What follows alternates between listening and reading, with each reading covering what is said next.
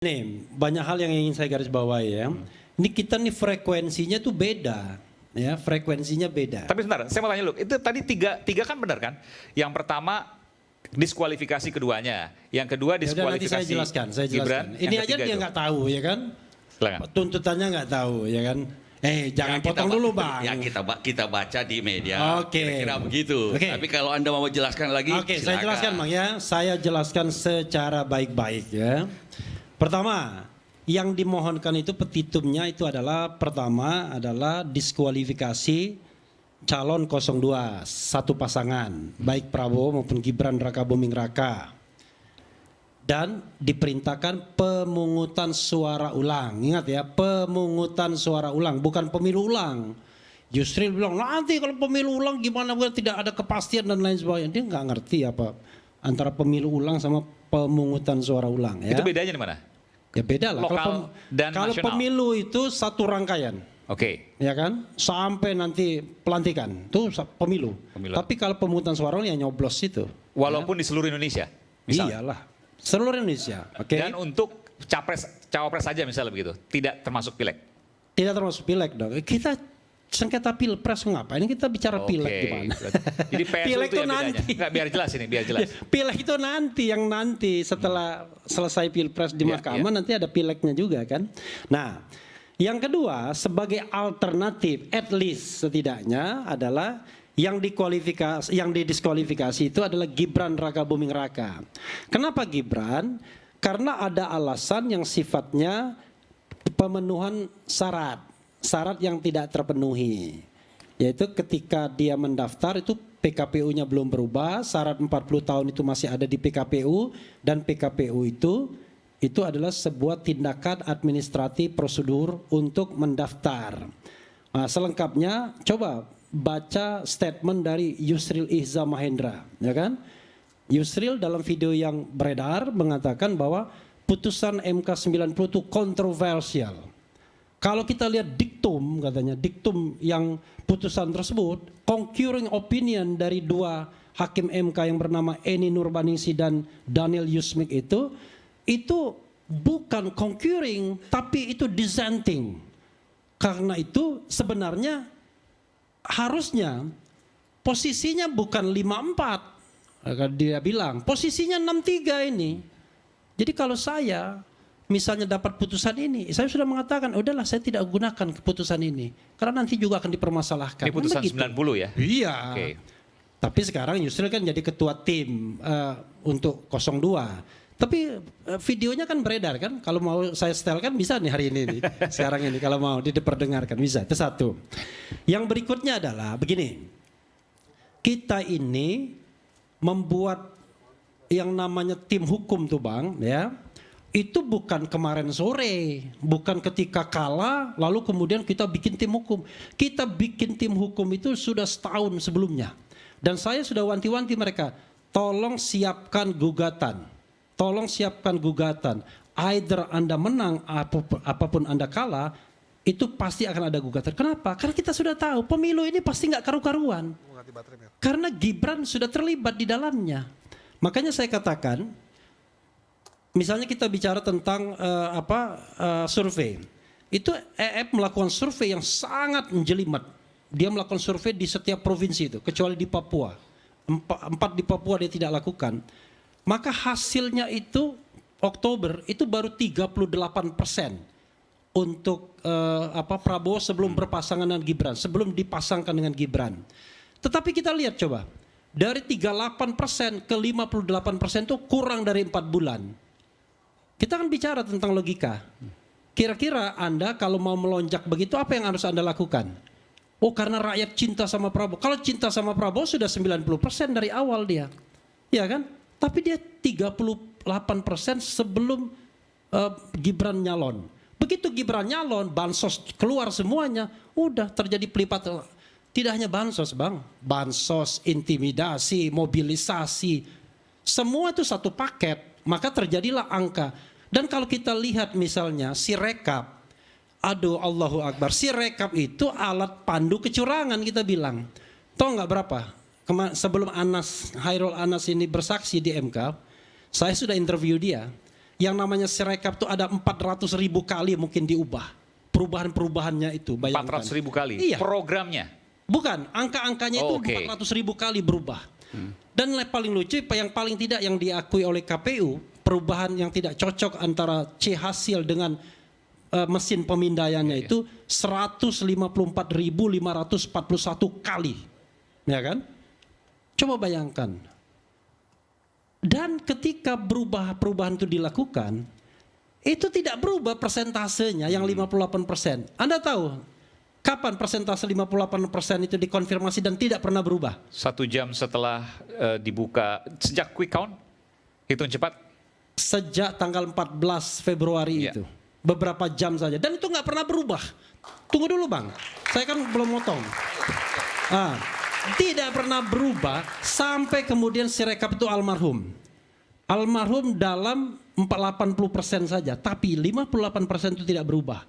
Dan confirm dengan yang manualnya. Berapa tadi diperbaikinya? 400.000 kali padahal. Iya. 400.000 kali. 400.000 kali. Dari tanggal Ada 14 Februari sampai almarhum. sampai tanggal pengumuman itu, Iya. 20 Jadi Maret, ada perbaikan, bukan perbaikan, maksudnya Iya, perubahan-perubahan itu, perubahan angka itu. Nah, coba bayangkan, termasuk Hairul juga mengatakan, kalau kita lihat Sirekap, perbedaan suara antara paslon dengan Sirekap, itu lebih besar suara paslon itu 30 juta kali. 30 juta. Lalu apalagi?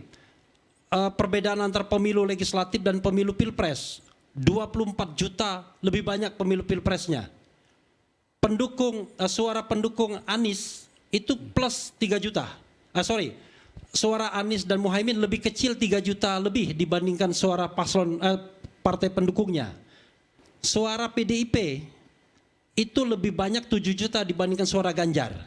Padahal pendukung Ganjar itu ya kecil-kecil aja kan. Ada dua partai yang tidak lolos parliamentary threshold, PDIP juga berkurang.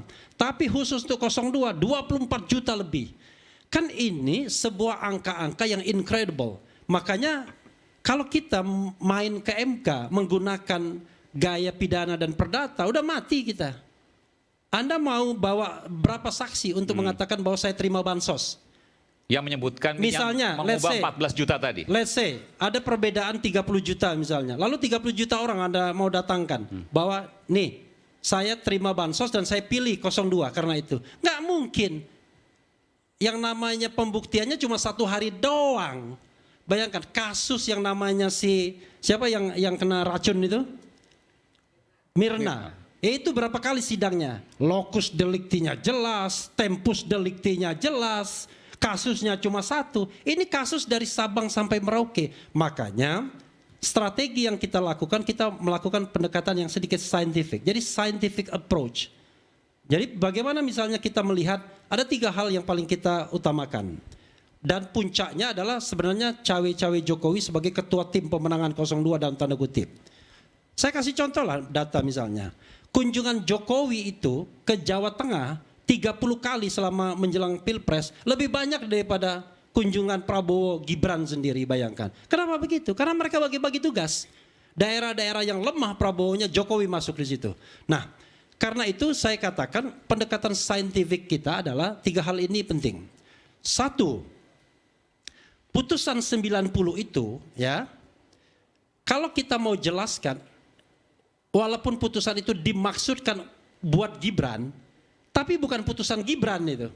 Itu kan putusan mengenai norma yang bisa dimanfaatkan seluruh anak Indonesia kalau seandainya putusan itu normal, ya kan?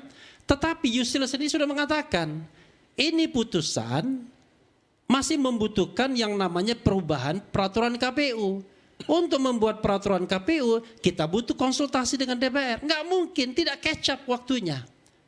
Apa yang dilakukan KPU? Yang terkonfirmasi di persidangan 2 hal. 1, dia bikin surat edaran, mengundang, tolong dong, yang mau daftar silakan. Yang kedua, dia coba bypass ke Dirjen Perundang-undangan untuk PKPU itu disahkan, diundangkan sebelum adanya konsultasi DPR. Itu terungkap dalam persidangan di DKPP yang kemudian diceritakan kembali oleh Patra MZ atau Arif Patrawijaya. Coba bayangkan, dari situ saja ini sudah melanggar azas mandiri independen bagi KPU.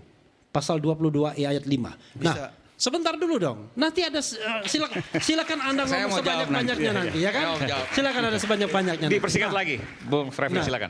Ya karena itu, karena itu saya katakan kalau kita mengikuti persidangan, saya agak berbunga-bunga sedikit kemarin, ya kan? Makanya saya bilang, saya hari ini bahagia. Sorenya bilang, saya hari ini bahagia. Kenapa? MK paling tidak mengapresiasi apa yang kita lakukan. Terbukti dia panggil 4 menteri tersebut. Plus DKPP. Anda pikir dia manggil untuk apa? Dia memanggil untuk satu, mengonfirmasi uang bansos itu legal atau tidak.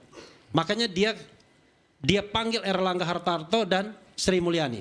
Dia akan panggil bagaimana uang bansos itu. Karena uang bansos itu ada 496,8